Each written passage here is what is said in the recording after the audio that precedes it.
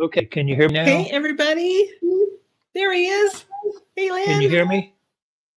Can you hear me? I can't hear you, but I can see you, and you're moving now. You were frozen. Can you hear me okay?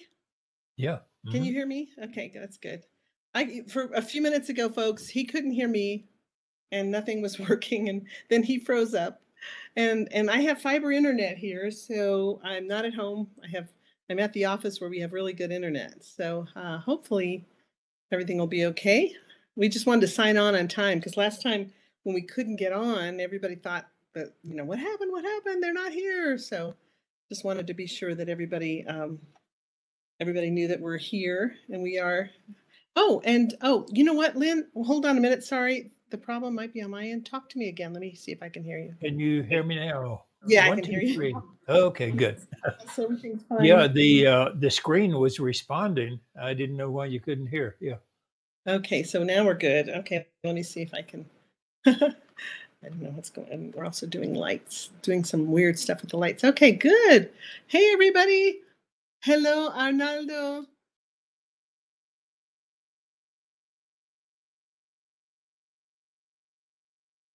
Okay, wow, I'm glad you're better. Are you all better, Arnaldo? Good to see everyone. Hi, Sheila. Hi, Ryan. Good to see everybody. Okay, good. Everybody's here. I'm going to pull this. Is the volume all right? Because we just want to make sure the volume is okay. Okay, I'm going to go ahead and do live on Facebook. We'll try. We'll see if it works. We'll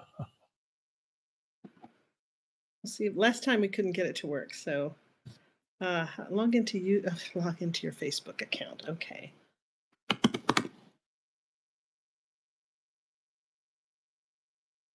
See if it'll work. All right, I'm trying to log in. All right, let's see. Hold on just 1 second. So how's everyone doing? Is everybody doing pretty well? We got people coming in. Thank you.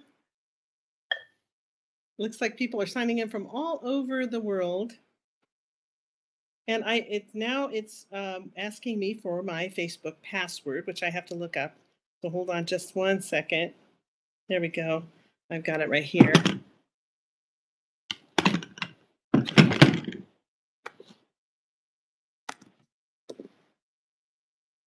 Can't see worth a darn here.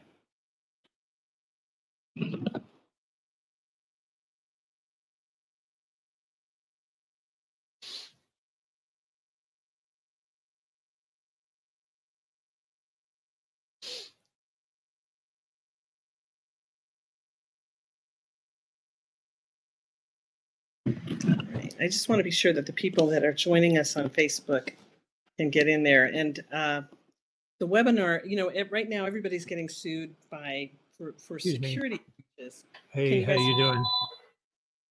So I'm just trying to. How you doing? We can hear you, Lynn. We can hear you. Can you hear me okay? Let's see here. All right, here we go. No, hold on.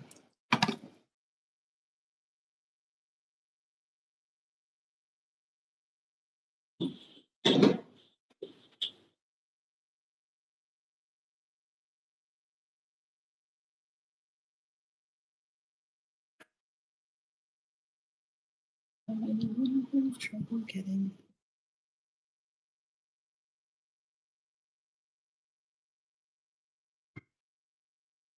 All right, now things are coming together. Good. Sorry. Don't you love it when the plan comes together? Yeah, you and I always have. People should just join 10 minutes after because this always happens. I know. Every time. We should start 15 minutes earlier. Yeah. That's true. Although we try to, and sometimes it just even takes longer. Okay, we're going to go ahead and share this now. Okay. We're going live on Facebook. Mary, can you check the Facebook feed and see if it's live on Facebook, and we'll see if everything's okay. Okay, now, yay. Thank you, everyone. Sandy, yes, thank you for everybody who has sent me wonderful healing energy. That's great. And Keita says she saw Third Eye Spies. That's wonderful. Susan's reading your book, Lynn, 7 cents. Yeah. That's now in Italian, by the way, too. Yes, that's fabulous. That is great. Okay, so mine is in French. It's funny how difficult it can be to get things published and actually have them there. Yeah, But, I have a copy in German and a copy in Japanese, and the publishing company refuses to publish them. I have a copy in Portuguese, and a copy in Spanish. It's just been one snag after another, though, getting them. Oh, yeah. So it's not easy. The writing of the book is actually the easiest part. It's all the other stuff that's hard. I know. Looks like they would want to sell books, but I guess they don't. Yeah. Wow, it's so great. Thank you, everybody, for all the welcome backs. I appreciate that. Yes, I'm all better. So everybody, you can go ahead and start typing in your questions if you still have any. We've been doing this long enough, Lynn. Maybe nobody has questions anymore. Wouldn't that be something? Then we would have to resort to telling all the stories from all the old war stories. Yeah. All the old war stories and the. Okay. Hey, Aster, it doesn't matter. You came in, actually, your timing's perfect. We had the usual little things trying to get everything adjusted and trying to get it going on Facebook Live. And thank you so much. Mary, I'm sorry, things came in and I didn't see if you already posted. Is it working in Facebook? Let's see if Mary, what's this thing? Any medical apps effective with pets or animals? Yes. MedApps is definitely effective with animals. In fact, I have a quick story about that. Our dog Molly is dying of cancer. And she was really sick about a year ago, and the MedApps group worked on her, and she had a complete turnaround. She was sick with back then she was sick with an autoimmune thing that she still has called sebaceous adenitis. It caused all her hair to fall out and caused her to have problems with her eyes and things. And the Facebook group worked on her, and she completely healed. It was just miraculous and like really fast.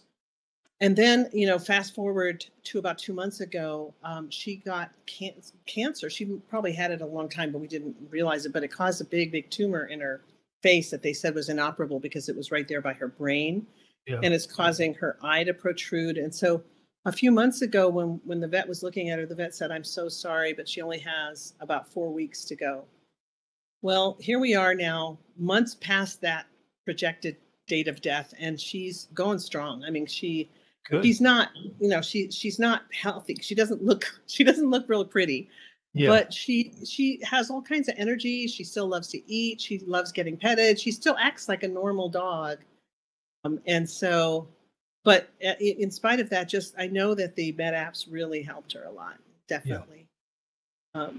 Okay. So so Ryan, definitely MedApps works on that. And we have a MedApps class coming up very soon.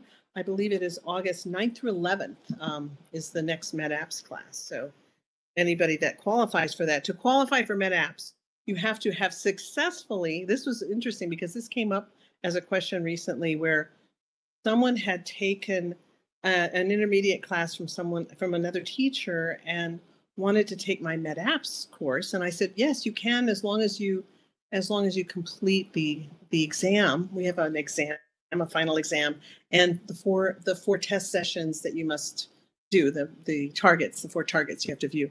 And so that person was really surprised and said, but it just says you have to take intermediate and advanced. And I said, no, it's not just taking them. You have to complete them. You have to successfully pass the courses.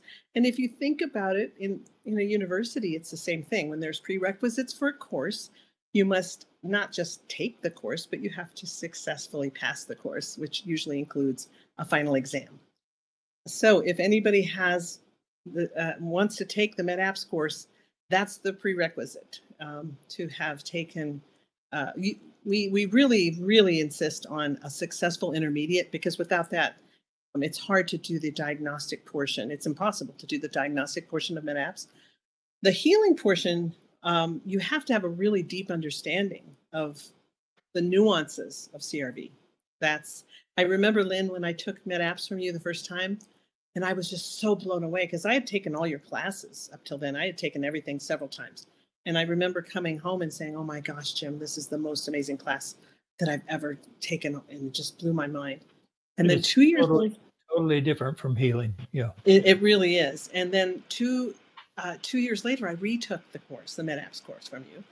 And I said, Lynn, it's even more mind blowing now than when I took it 2 years ago. Why is that? And you said, because you're in a different place. You've grown. You've advanced. So I really Yeah, did that. Nice. I should have said, because you weren't listening. Well, I was pretty blown away the first time, but I think that it's true that you don't always, you think you're absorbing everything when you take CRV classes. You think you're absorbing it, but you're absorbing everything you're able to absorb up until that point. Mm-hmm. But then you find out as you continue retaking, and that's why we offer these free retakes, because every time you retake them, you get a lot of stuff that you didn't get the time before, the time before that. You hear the same thing, but now that you have a basis of experience, you find all the deeper meanings. Mm-hmm. And there's a lot of layers. It's like an onion. Oh yeah. There are so many layers.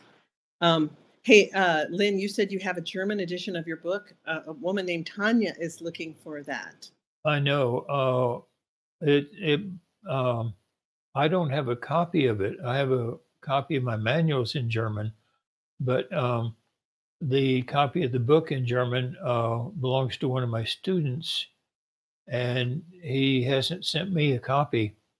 But he's excellent in English and German, so it's going to be a good translation. But he's been trying to get it published, and they just refused to publish it.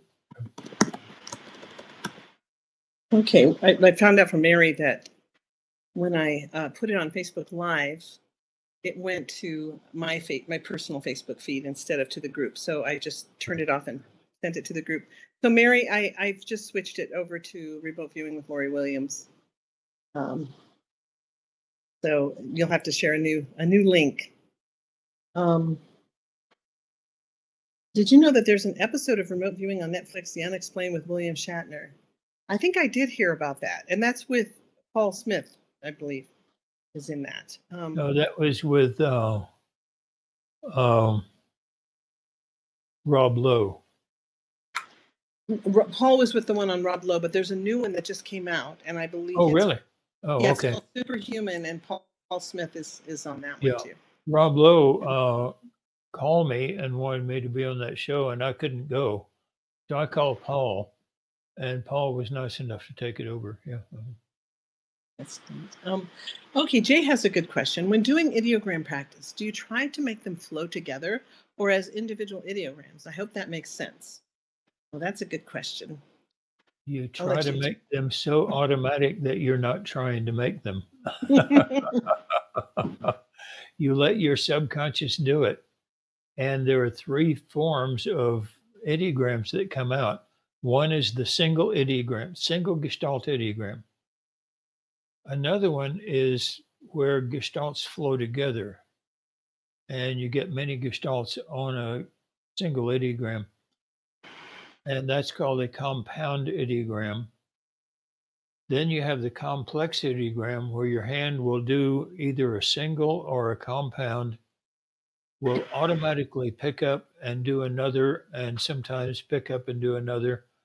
And if you're talking about it linguistically, you can say the single is a word, a single gestalt. The compound is almost like a sentence. The complex is almost like a paragraph. But yeah, you let your subconscious mind determine it. You don't determine it. You got to keep your conscious mind out of it. Yeah. So when their conscious mind is not involved, that means there's no trying at all. If it comes out as one flowing thing, great. If it comes out as singular, great. you just let it be whatever it is. And then the question is, and where the conscious mind gets to come in, is where you're touching it and examining it and trying and interpreting it, so to speak, or That's kind right. of analyzing it, so to speak. So another question, there's a long question from Benjamin that's all kind of a military. I've been reading it, and Benjamin, let me tell you, the question is, how do you keep someone from knowing they're being viewed? In almost every form of psychic ability, you can be sensed by somebody at the site. However, the Ingo Swan technique, a tremendously large part of it is not for viewing, it's for protecting the viewer. And if you follow the Ingo Swan structure, just biblically, religiously follow the Ingo Swan structure, they don't know they're being viewed. You can't get caught. And this was one of the reasons that it became so popular with the military. The military, let's say you're viewing a classified site in some foreign country, and they have a guard walking around with a dog, and the dog suddenly alerts. Listen, those people know this stuff works, and they will have a meeting the next day to go to plan B. And all of a sudden, all the information you got's no good anymore because they're going to plan B. And one of the great things about the Ingo Swan technique is the dog never alerts. Nobody knows they're being viewed. And so the information you get stays good. They don't go to plan B. That's great. Ryan is asking, he asked about when I connected with one of the kidnappers in a CRV session and it was actually a guard who was guarding a group of kidnapped victims. And I was able to get valid information from the guard using a technique that we call the SI column in phase 4.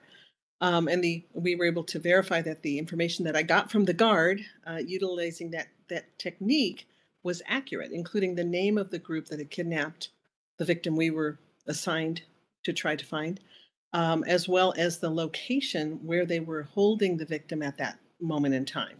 Yeah. And so the question is it possible to make that kind of connection with deceased historical figures in theory? And the answer to that is, in theory, it would be, because there is no time. And so theoretically, you definitely could. The question is always, can I get reasonable feedback that proves the information that I got was correct? Because without reasonable feedback, without proving that you have it right, then you could just be fooling yourself and thinking, I'm like the best remote viewer in the whole world because I got this really cool information. Do you want to add to that, Lynn? Well, there are also sort of techniques. There was a facility in a foreign country that will not be named that was, I mean, their security was top notch. They couldn't get spies in. They couldn't get spy in the sky satellite information. They couldn't get anything. No electronic and anything. And so they asked for the remote viewer, and the remote viewers there in the unit, we couldn't really get anything either. And so one day I had the idea, I focused my attention on the director of that unit. Didn't have a name, just your target is the director of the unit. And got information that he had a son. And so I started him daydreaming about if he could bring his son to show what Dad does for a job, what he would show his son, and he started daydreaming about everything he would show his son. And the whole time he was daydreaming about it, I was sitting in Fort Meade taking notes, and it wound up to be accurate information. So there are remote viewing ways to do it. There are also just skullduggery ways to do it. And so Star is asking, how do we find Ingo Swans' method? Star, Lynn and I both teach Ingo Swans' method. The only real variance, and Lynn, you might want to add to this, but the only real variance that I've seen in all my I started studying in 1996.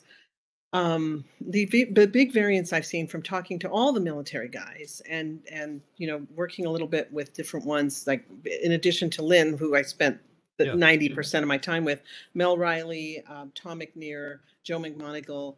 I see the biggest difference is in the way that Lynn teaches and taught the process of ideograms.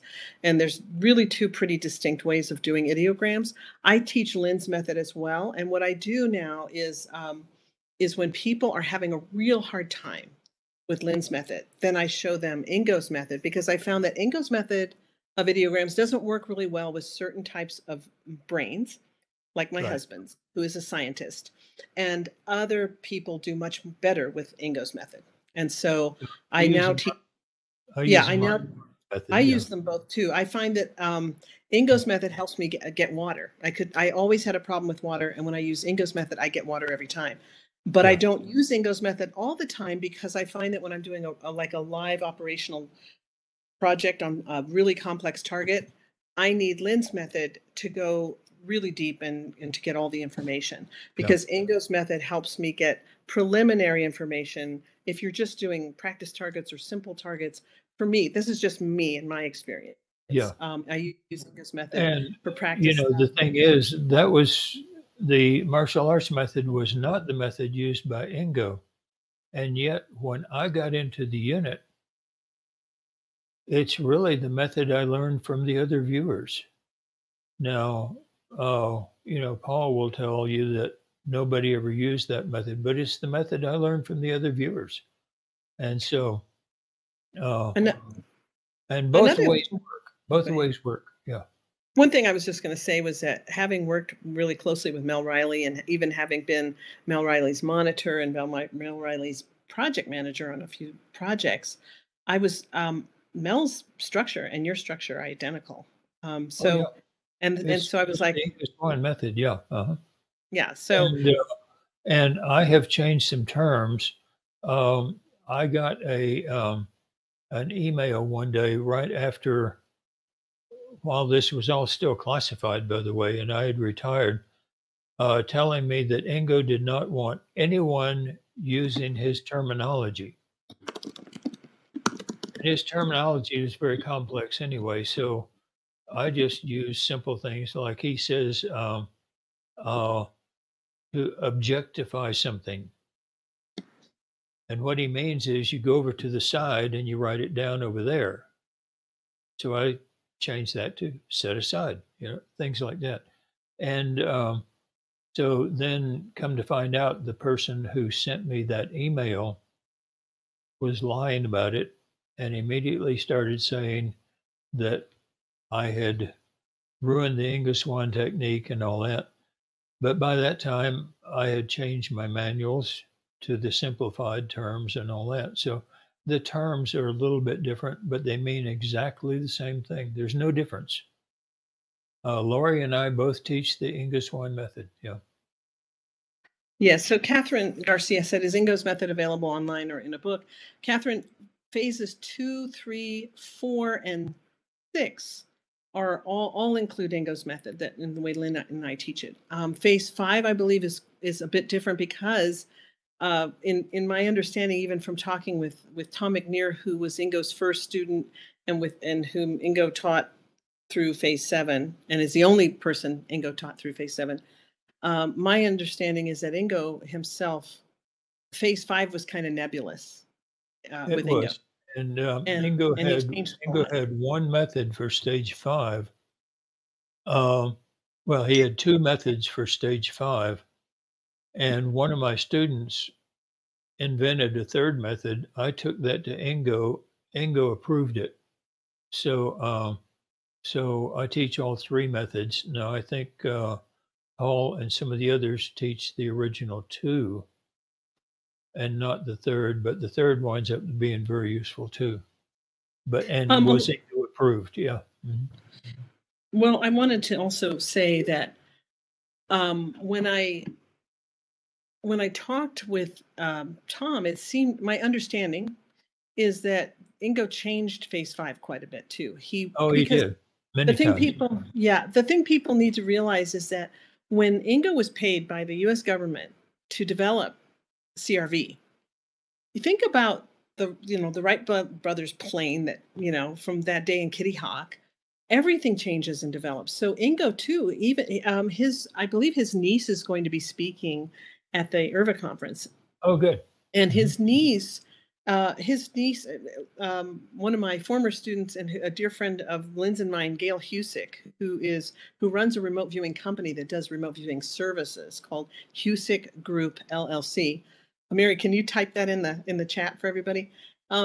She had a long conversation with the niece who's handling and the people handling Ingo's estate, who were very close to Ingo, and Yeah. the niece actually lived with Ingo several times and things. And she said Ingo never intended CRV to stay the way it was.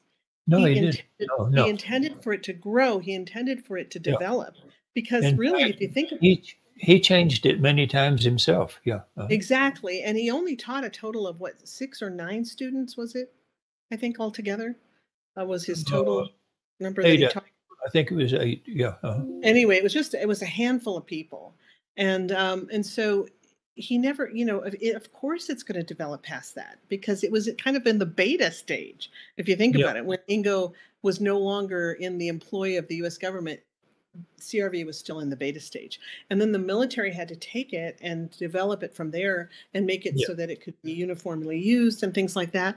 And then talking with Tom, I found out that Paul doesn't teach it exactly the way Tom understood that Ingo taught it. No. And He so doesn't. and so the thing you have to realize, for those of you who are really fixated on, but I want to learn the Ingo method, there is Yeah. no such thing, really. If you think about That's it, true. there's no No. such specific thing as one method that you can say, this is Ingo's method. If that's not really, there is no such thing. And if you think about any kind of class you teach, any kind of class you take, history, math, whatever, there's That's right. certain fundamentals that are always going to be true, but the teacher that teaches is always going to teach through that teacher's lens and that teacher's Right. personality, which is going to put a tweak on everything if you think Yeah. about it, right? And So also, even yeah, the English Swan method is highly complex, and you can't learn it in a 3-day class or something like that.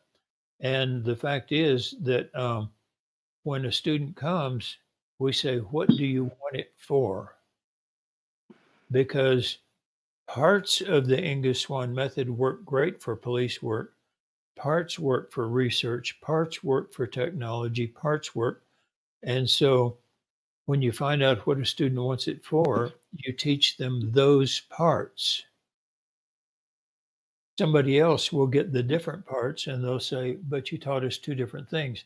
No, we taught you 2 different parts of the English Swan method. Yeah, that's really true. And the thing too is that really the bulk of your learning comes from the doing, comes that's from right. the practice. Mhm. That's where all the nuances. And there were things that Lynn would say to me, and I was sure I got it. I was like, oh yeah, I understand that. But then I would be practicing, and all of a sudden I go, oh, and I'd have a huge aha moment, and then I'd be like, now I get it. I thought I understood, but what if I had jumped in and started teaching right away? I would think I was teaching correctly, and then I would discover, as Yeah, I practiced myself doing my own viewing, I'd be like, "Oh, I actually didn't teach that correctly, or I taught it from a really limited amount of understanding." So I'm really glad, because Lynn held my feet to the fire and did not allow me to start teaching yeah, until I had come back and forth to his house almost every other weekend for like 2 years and yeah. sat through class after class after class after class so And that this I is would one of the really have. things when they talk about CRV on the Facebook pages and all that, 90% of the people have taken a basic class and they get on the Facebook as though they're the final experts. And you have to be very, very careful. Yeah. Yes. And one thing that was interesting too is when I was working with a host in Russia who had been teaching remote viewing in Russia, and he sat through my basic class as I was teaching a group of Russians.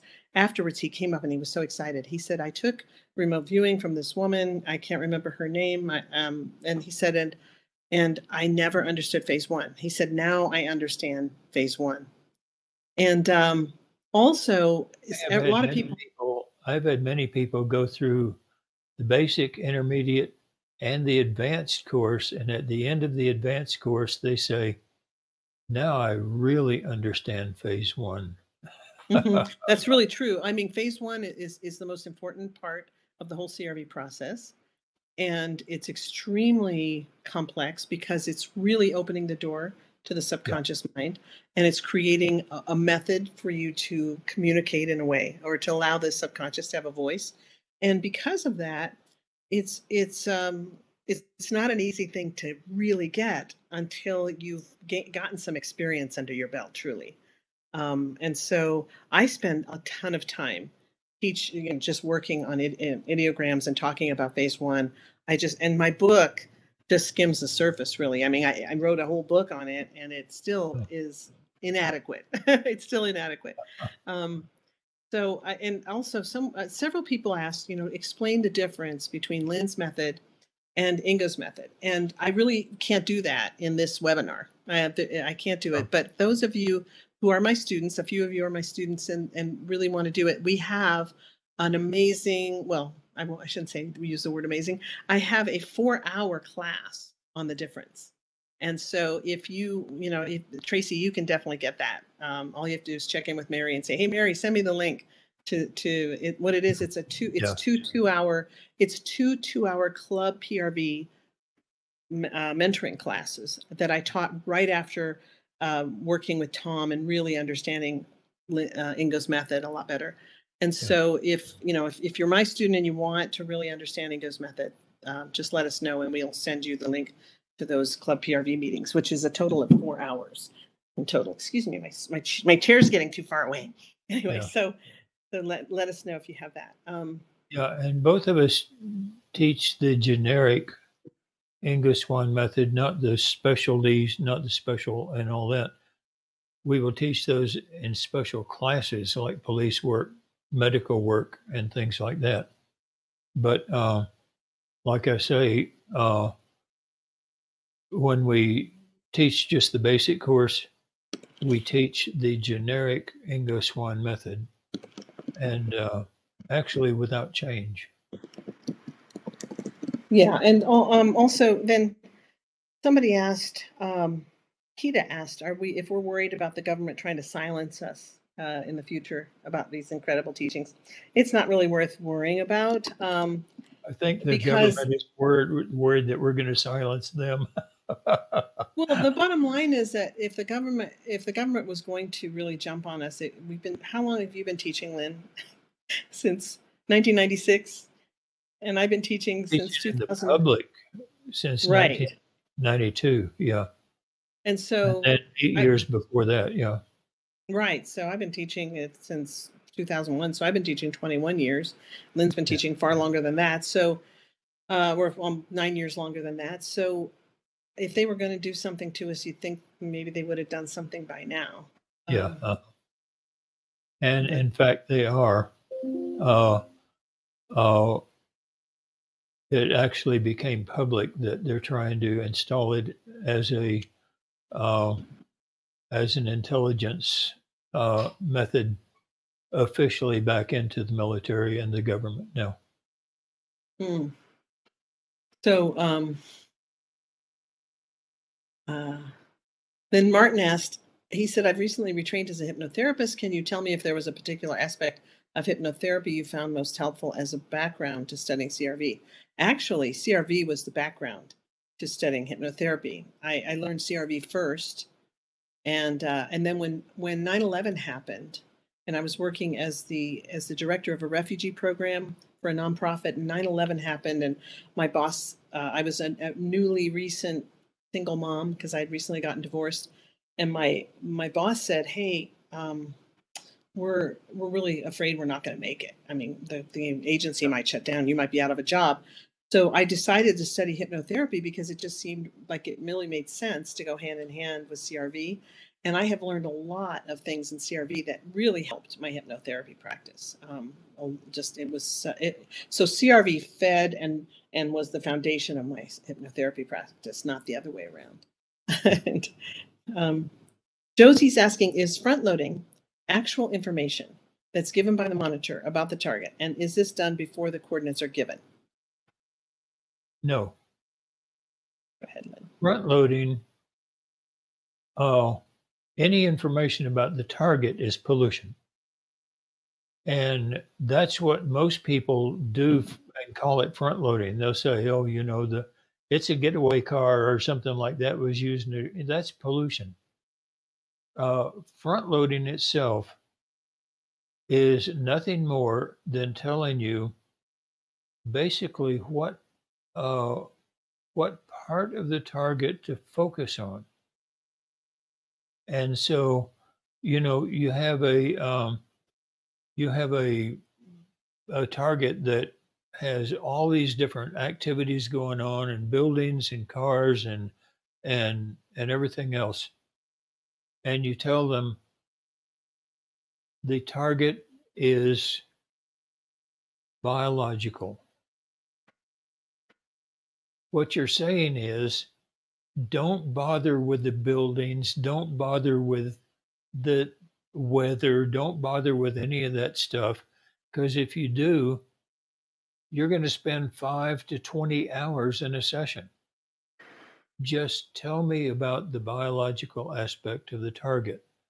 Now, there may be 40 different biological aspects of the target, but you have still narrowed down the time that the viewer doesn't have to spend just looking at everything.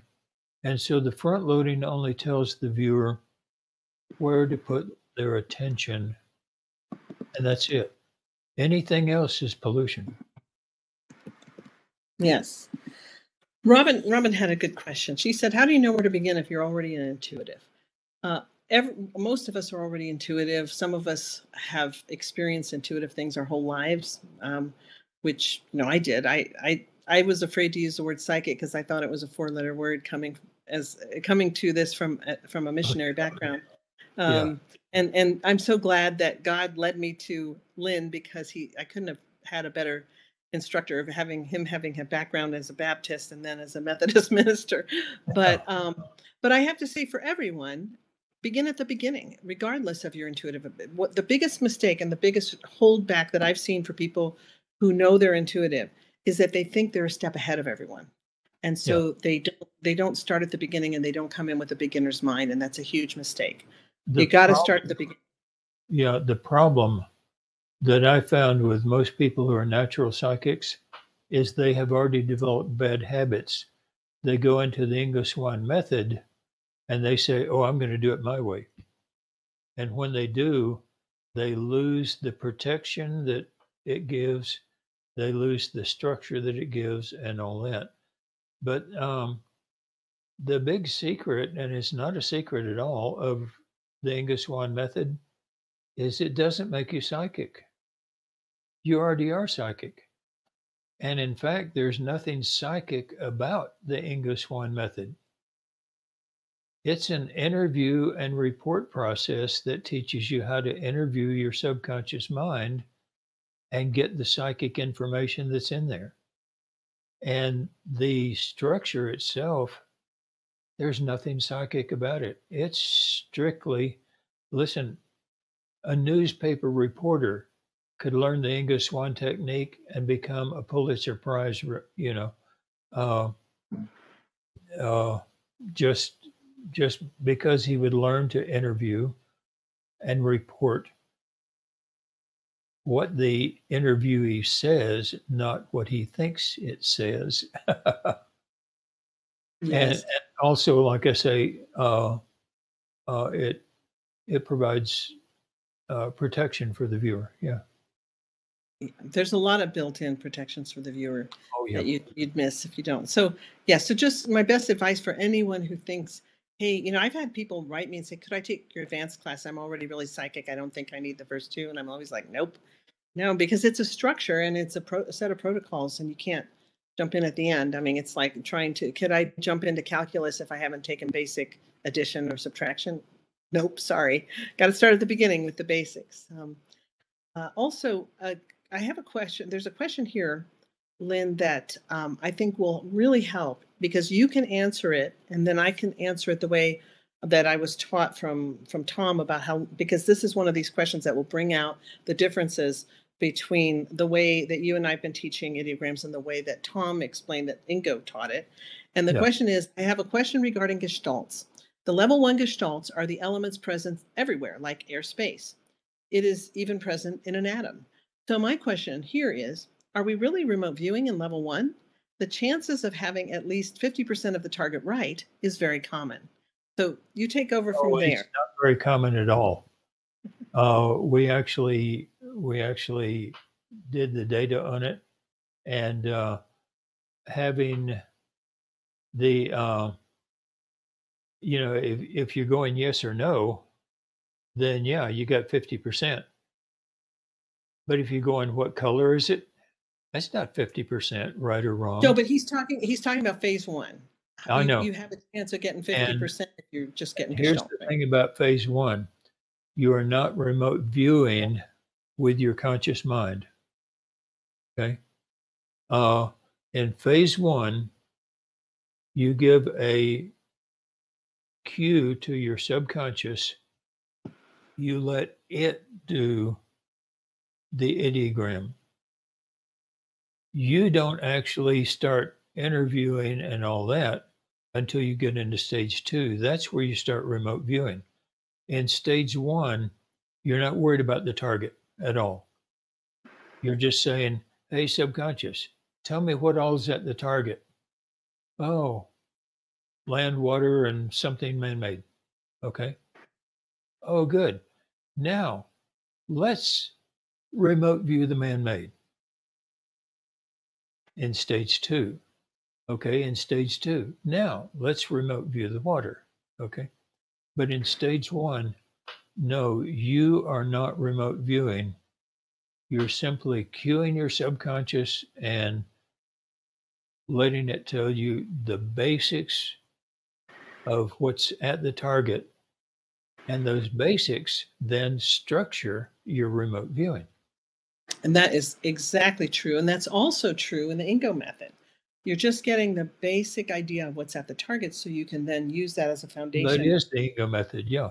Yeah. Yeah, and so the thing that I've seen is a big difference, and that you'll hear Paul Smith, for example, say, is that we are remote viewing in phase 1. And so I just like to clarify. I just like to clarify because I now understand what he means. I used to say, no, we're not. No, we're not. But now I understand. And what he means is the way Ingo taught Tom and Paul is that when you're doing the ideogram, because the way that we teach it is kind of almost like a formula, like you let the shape come out and then you touch it to get the feeling. But Yeah. the way Ingo taught it is that the motion and feeling are exactly one thing. And as you're making the ideogram, you're feeling it at that moment. And you might feel liquid flowing over something hard. So No, you'll you're put feeling the ideogram, and Ingo was very specific about this. I asked him personally many times. He was very specific. You're feeling the motion and of the ideogram, you are not feeling the target. right, but that distinction gets kind of muddy when you talk to all these other guys like I know. Paul and Tom, because and when I try it myself, it really works. So Tracy, if you're watching, pay attention, because Tracy was saying, "What's the difference? What's the difference?" What I found was this is what fixed my inability to get water. Is as I was feeling the motion of the ideogram, I was literally feeling something liquid pouring over, I mean, kind of falling over something hard, And it was the ideogram. It was the line that I was feeling but it was not after I did the ideogram. It was as it was coming out. And that's the big difference I see, is that he has you determine the feeling, Tom, according to what he said he learned from Ingo, was he has you determine the feeling as you're making the ideogram rather than after you've made it and you kind of touch it for the Yeah. feeling. And And, so, and you're supposed to do that, but if you don't get the feeling, you can go back and touch it. yeah. And so the feeling component, and I was surprised that he said that Ingo allowed things like the feeling of liquid, for example, so the motion of liquid or something. I was like, oh, because that to me didn't feel as tactile. I mean, it is tactile Yeah. because liquid definitely has a tactile Well, sensation that's the as it's thing, flowing. Ingo had the 7 basic ideograms, okay?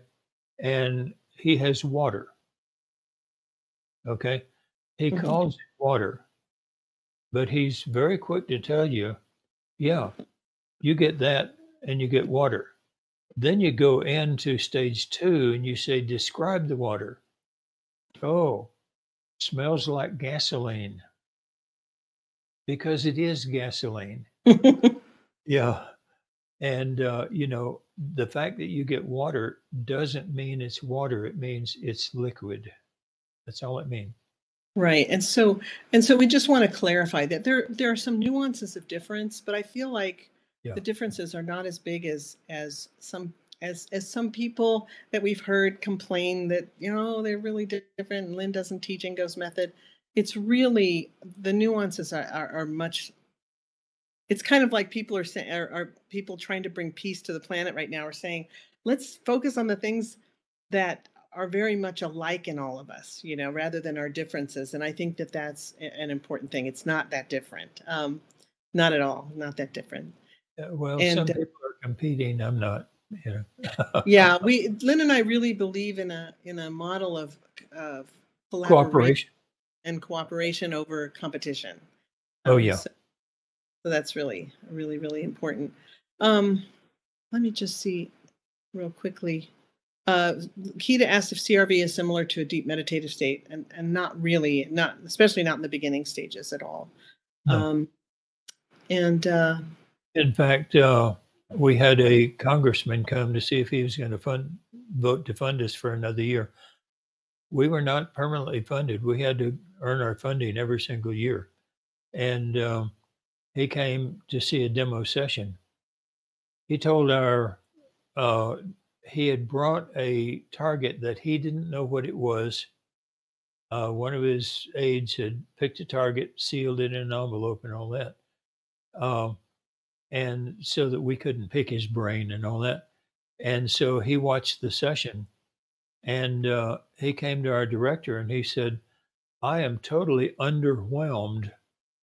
He said, I expected to see something psychic, and what I saw was 2 guys at a table sitting there joking with each other and talking about cars and everything else, and every now and then one of them would write something down. And our director said, "Okay, here's what they wrote down. Open your envelope."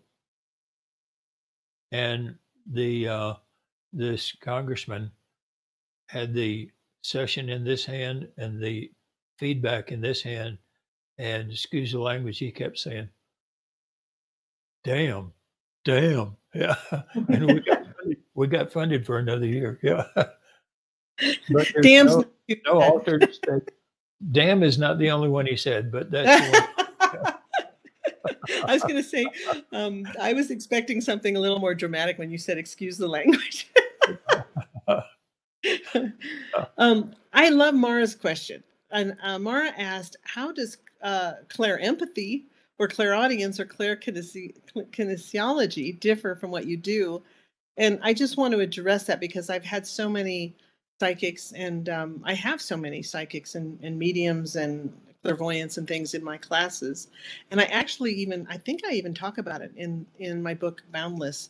But the clairs are the abilities. Like if I'm clairaudient, that means I can hear psychically. If I'm clairvoyant, I can see psychically. Those play into CRV because CRV is not being psychic, as Lynn said. CRV is kind of I like to think of it as a drawer organizer for your brain. It helps Yeah. to organize the information that's coming in. Yeah. rather than being psychic. And the thing is, if you're already clairaudient, that's going to be one of your biggest strengths in CRV. And when we find your strengths, because we database things, then if some customer needs something, we can look in the database and say, oh, that's the viewer we need to answer this one particular question. And so by having the database of everybody's strengths and weaknesses, we can take 10 viewers whose overall ability is, say, 70% accurate. We can task them toward their strengths and come out with 90 to 95% accuracy for a customer. All right. So So yeah, Claire, you have their strengths. Yeah, use them. The clairs don't differ from what we do. Think No. of the clairs as being hammers and screwdrivers in a toolbox, which is CRV.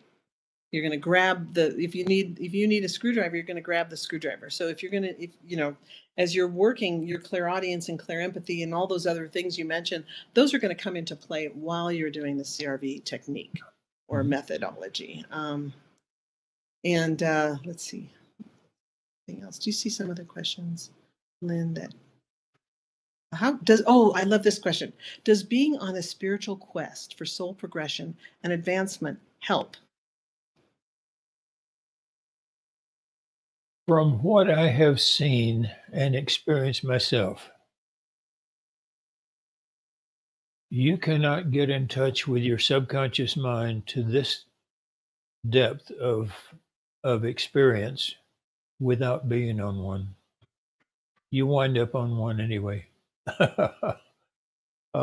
You just do. Once you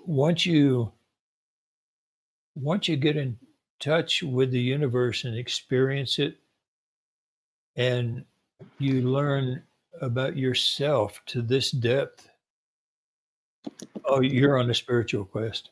You really are. Yeah. Mel Riley said that, he said in all the years he was in the unit twice for 4 years each. So he was the only guy that was in for 8 years. Yeah. And he said, I was in for 8 years. You were in for 8 years? Oh, 8 maybe. Well, he was the only guy that was in for 2 tours of duty. Two tours, yeah. Yeah. So I don't know how long he was in. But anyway, he said he saw a lot of people come and go. And he said, I saw a lot of people come and go. And a lot of people had like dollar signs in their eyes. And he said, none of those people with dollar signs in their eyes ever became any good at remote viewing. He said, but the people who really saw it as almost like a path to spirituality and used it to deepen their spirituality, they got really good. He said those people got really, really good. So that always really stuck with me when Mel told me that, because I've seen that as well. Even, in all these years, all the different people I've met that were involved in the unit and things, I've just seen how there are people who are highly respected as being really experts on remote viewing who don't have a clue. I've just seen they don't have a clue. When you actually talk to them, when you hear them speak, you go, this person doesn't have a clue. I wonder if they've ever even done a session. They might have been a director of the unit at one point, but they don't have a clue how it really works. That's right. Yeah. Mm-hmm. So that's important. Ahmed asked if there's a free class for ARV. Okay, Ahmed, you ready? Here's your class.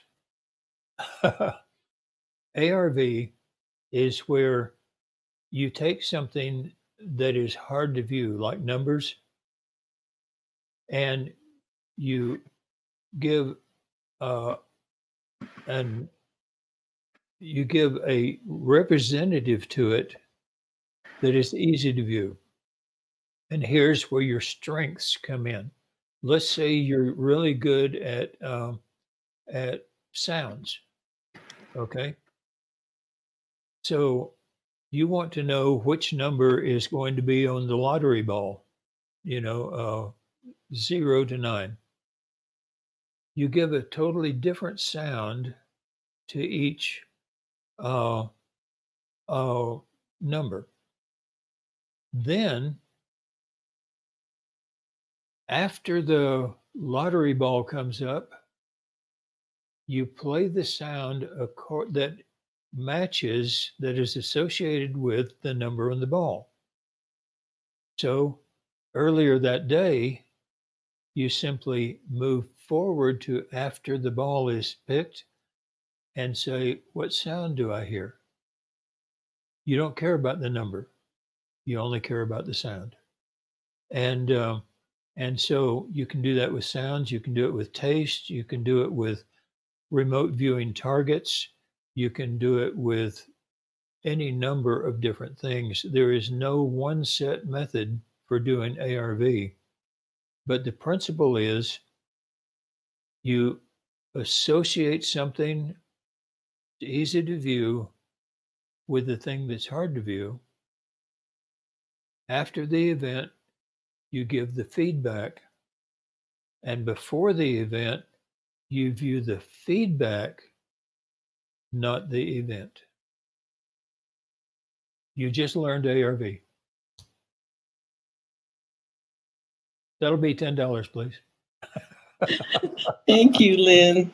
Okay, everybody, that was worth the price of admission right there. And the price of admission is free. So really awesome. Carol, I think we kind of answered your question already. Carol's asking, can you comment on how telepathic communication relates to CRV? Really, telepathy is a form of clairaudience as well. And it's a tool in the toolbox. If you are good at telepathy, if you happen to have that, you can also develop better telepathic communication through the practice of CRV. I have so many students, and my own experience, Lynn, you can speak to your experience, but I know in my own experience, I remember contacting you and just being astounded because I was suddenly having experiences that outside of doing CRV sessions that were astoundingly psychic. And I was just like, is this making me more psychic? And I have had other students who've commented that it's almost like, I think practicing CRV is sharpening your sword, your psychic sword, so that, we say that, it doesn't make you psychic, but I think it does sharpen your skills, because anything you practice regularly is going to sharpen your skills. Golf, music, anything, playing an instrument. So I have a question for you. Terminology question. Yes. Okay. I've been too lazy to look this up. Okay. So I'm going to ask you. Clairaudience is where you can hear. Clairvoyance is where you can see. What is clair? You can taste. And I'm sure I know that clairaudience is where you can smell, psychic smelling. What is? Clairaudience. Clairaudience is supposed to be I didn't want to use clairsmellience. So clairsmellience. I think that makes more sense than clairaudience. No. But in Spanish, oler means to smell, right? Yeah. So clairaudience is the psychic ability to smell. How many of you have ever had an experience where you suddenly smell your aunt's perfume, or you suddenly smell, like we stayed on our honeymoon, we stayed in a haunted hotel in Cimarron, New Mexico, called the St. James Hotel. Google it. Google Ghosts in St. James Hotel, and you'll see why we stayed there. But we stayed in the governor's room, and in the middle of the night we woke up and the whole room was filled with cigar smoke. And of course there was no smoking in the hotel, and it was like 3 a.m, but it was definitely in our room. And we've had that happen on a number of occasions. And I think that's clairaudience, where you're smelling something that has no reason to be there. And then there's clairaudience, and there's also clairsentience. It's where you suddenly have this feeling. Knowing. Like, oh my God. Where hey, Mary, can you find, I don't know if you can find it, Mary, but there's a link. Actually, I have a quiz about the clairs. Oh, really? Believe it or not, I have a quiz about the clairs, and it's like, what kind of a clair are you? Like, which are you, clairaudient? Are you clairsentient? And I put out this quiz to actually help people learn about CRV, because a lot of people never heard of it. There's still tons of people who have absolutely never heard of remote viewing. So I put this out because most people have heard of clairvoyance or something. And so I thought, well, if I put out this thing about what kind of psychic am I, then maybe people will discover, that that they, so we've had about 2,500 people take that quiz. Hmm. And so anyway, if yes, there's clairaudience, clairsentience, which is that when you suddenly just have you just feel that you shouldn't do something and you have really strong feelings or emotional feelings about it. And then there's claircognizance, where you just suddenly know something and you don't know how you know it. Mhm. That's called claircognizance. So there's a whole ton of clairs. I've never even heard of clairempathy before, but it makes sense. I can understand what that would be. Clairaudience, yeah. And so anyway, okay. Oh, and so Sandy, all of a sudden that caused a bunch of things. Oh, and Maria says, I'm a chocolate eclair. Tracy, if you're able to, Mary, if you're able to find the link to the quiz, I don't know if I'll have to get the link. I apologize. I don't have it right at my hand, but it goes through a platform. Lynn, this is a tech thing, so it might interest you. There's a platform called oh, please don't let my brain fritz out right now. Bucket.io. I don't know if you've ever heard of it. It's called Bucket.io, and it's a really cool platform that like I can put out a question to all of you on this platform and just say, could you guys answer 2 questions for me? How old are you, and what and which of the following would you most closely associate with your day-to-day activities? Like I'm an entrepreneur, I'm an executive in a company, I'm a stay-at-home person, I care for others, whatever. It has kind of a list. If I were to put those 2 questions out to you, and you were to answer them, then I would be actually able to say, oh, the people in, for example, my Facebook group, or people who follow Lynn and I, are run between the ages of 40 and 60 years old, the bulk of them, and 70% of them are either entrepreneurs or directors or heads of companies or whatever. And that's actually, those statistics I just spit out actually are true. That's the bulk. There's some people younger than 40 and some people older than 60, but the bulk of the people that are following me, for example, and take my classes are between 40 and 60. Slightly more women than men, and we have about 70% of them are executives or entrepreneurs. Hmm. So Very good. yeah, Mhm. so it gives you really interesting information, and then if you can even go beyond that, you can even ask questions that helps you understand why people are interested, and so that you can make sure that you're helping them in the areas that they are seeking your help for. Instead of just thinking you understand them and telling them what you think they need to know, you're actually sharing with them what they are most interested in. So Yeah. Uh-huh. yes. And so Kita says, when I begin your masterclass, are you going to be teaching these? Yes. Kita, the masterclass focuses on phase 1 or stage 1 of the remote viewing process, which is the most important stage, and it helps create a foundation for everything else. And so Melissa says, Claire gustance, gustatory equals taste. Claire gustance. Oh, that makes sense too. Uh-huh. Yeah, that does. It does. And then uh, let's see. Dax put a link, but that's not the link to my quiz. If you want the link to my quiz, I think what I can do though is I'll get the link to the quiz, guys, and what I will do is I will send it out as an email, because we now have well over 50,000 people on our email list, and I'll also post it in the Remote Viewing with Lori Williams group so that everybody there can access the quiz. I've done it before when it first came out, but that was several months ago, so I will definitely do it again. It's a fun quiz. I would love for everybody to take it. That would be really fun. Benjamin says olfatory. Clairaudience. Okay. Tracy says you should just say Claire taste. Or Claire Gustance. She thinks she heard from John Holland that it was Claire Gustance, and a lot of people are saying Claire Gustance. Okay. Oh, and Benjamin had a good question. He asked, do CRV sessions result in physical exhaustion or the need to rest? Say that again. Do CRV sessions result in physical exhaustion or the need to rest? They do for me. Yeah. For Joe McMonagle, he'll finish a session and he would turn in his paper, walk out the door, and go get a hamburger. Session makes him just hungry as he can be. Different people have different different responses to it. Uh, for me, if I do the session just as is, yeah, it makes me tired and sleepy. And I have found not only my best results, but also the way to combat that is to line it up as just another job to do in the day and do job 1, job 2, review, job 4, job 5, job 6, and so on.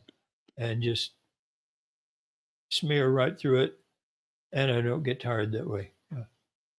Oh, that's great. Mara mentioned that the difference between clear empathy and just ordinary empathy is that with clear empathy, you feel the physical sensations of the other person's body as your own in the mirror.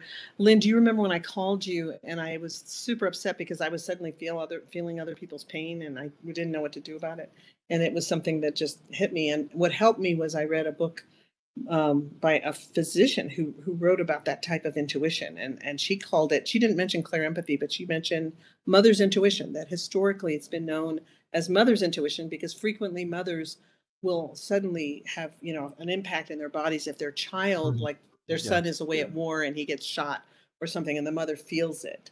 And they call it mother's intuition. But I like the idea of clear empathy. That makes a lot of sense. And it's also, the wife gets pregnant and the husband starts having cravings, Did that happen to you? I have to ask. Didn't happen to me, but I've heard a lot about that one.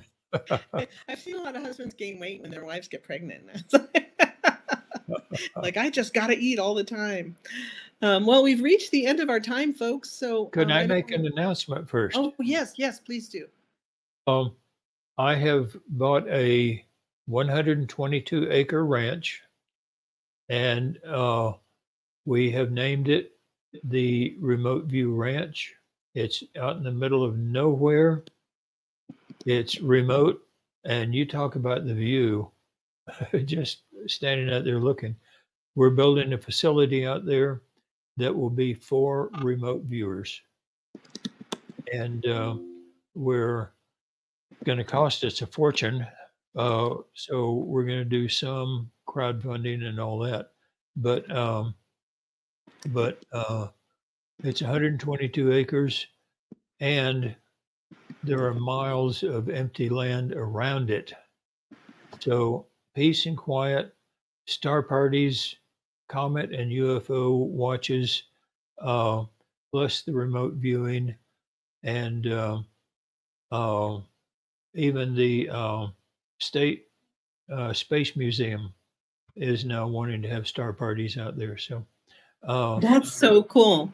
We're getting that going, and we will have a website for it, and that's already in the process of going. We're already building it. We have 2 buildings out there now, and so we're getting going on it, and we're going to make it for remote viewers. That is beautiful. That's so exciting. I love that. And yeah, that's such a great announcement, Lynn. When do you expect? Is there a time frame at all on that? There's a money frame. A money frame. Okay. Can I share screen using this method? Oh gosh, I would. There's a share. Is there a share button? Do you see a share button? I don't know if that's share screen though. Yeah, share. See if that. I know. That might just be. I hope it doesn't blow us or something. I know, that's what I'm like. I don't know. Share your screen. Okay. Does it say share your screen? Let me bring this. Is it letting you share your screen? Remote View Ranch, yeah. Is anybody seeing this? This is the Remote View Ranch. We can hear it, but I can't see it. Oh, you can't see it? Become a haven for remote viewers where they can come. Sadly. Peace and quiet. Total isolation from. Can you see it now? Everything else, where they can learn. And you clicked share your screen and it's not doing it? Yeah. And enjoy the. Well, anyway, I won't take up the time. I was wanting to show you the video we've made on it. Are you able to? Is that video on YouTube, for example, or Vimeo?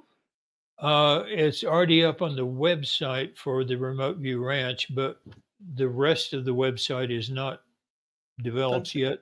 Click. Yeah. If you go to remoteviewranch.com, that's all one word, and scroll down, you can see the video now, but the rest of the site is completely unfinished. So it comes up something like, okay, cancel. It comes up something like the 17 things you want to do when you're traveling and the galore ipso facto and that Latin stuff and all that. Yeah, Lynn, one thing we could do is if somehow you can share it with me, I can get a Vimeo, I can put it in Vimeo, get a Vimeo link, and we can put that Vimeo link on our Facebook group, which now has over 27,000 people. Oh, good. And I could also send the Vimeo link out to the 50,000 people on the email list. If you Sounds want. good. Yeah. Yeah. So because I mean that would be so great. We'd love to see that video. Yeah. That would be really cool. We'll be working the crowdfunding, and Leonard is working the advertising, the website. We're going to be doing T-shirts and hats and cups. Oh, you do have it on YouTube, Lynn. You have it on YouTube. I just put it up. So let me YouTube? see. Yeah, it's on YouTube. So let me see if I can. Leonard must put it up. Yeah, let me see if I can share my screen. Maybe it will let me share my screen. Yeah. Oh, share a video, it says. Share a pre-recorded video with your audience. Oh, all right. Let's try. Okay, so that didn't work. Let me try share screen and then I can play it. Okay, entire screen. And this feature is not supported in Safari. Thank you. So I'm on Safari, unfortunately, so I can't do it. Sorry. Safari. Next time I'll make sure and sign in. Oh, yeah. But this easy webinar wants us to use Safari rather than Google. So it seems like lately with technology, you've got one company, you're in a catch-22 all the time. They have improved things out of usefulness. Yeah. Yeah, they really have. Anyway, so and Tracy suggests Lynn maybe put a link to donate right on the website. Yeah, Leo and Leonard is going to be handling all of that on the website and everything else. Both Leonard and Leo have given me complete instructions. Dad, teach, stay out of this. We'll handle it. I love that. So guys, again, we've posted the link several times, but there's the link. You can watch the video yourself, and the link is right there. Oh, and then Tara Lee asked, do you have to take classes before you can go to the ranch? No, it will be for my